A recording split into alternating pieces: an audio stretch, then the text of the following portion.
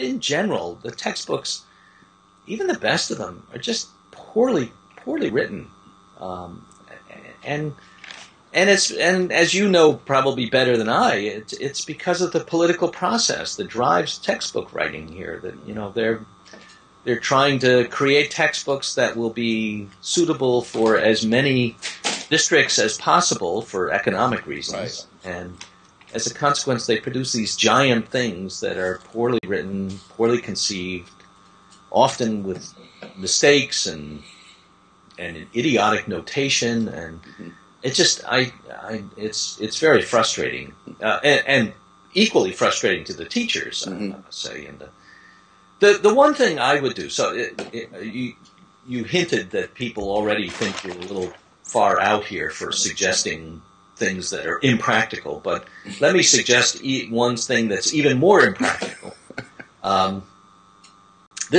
If I could do one thing in this country right now that would, I think, profoundly change education, it would be to give secondary school teachers, both middle school and high school teachers, less contact time with classes and some time to be professionals.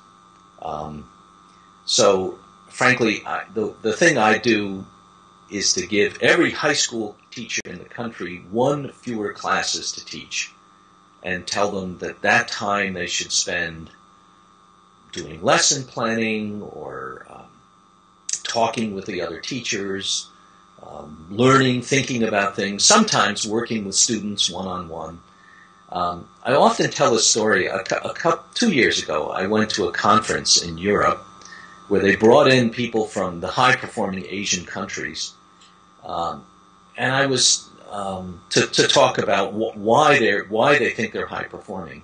And I was struck by the fact that in most of them, and in particular in Singapore, but in most of them, the teachers had a substantial part of every day as professional time. In Singapore, teachers stopped teaching at 1 o'clock. Now, a few of them go home and play tennis or do something. They don't have to stay. But most of them stay, and they work with the students that are having trouble. They work with the best students. They run math clubs and things. They talk to each other. They sometimes do professional development of various kinds. They plan for what's going to come the next day or the next week. They stay around till 5 or 6 in the evening. But the rest of that day, they're professionals. And the thing is, if I had one thing that I could do in this country, it would be to at least add a little bit of that professional time in the school day.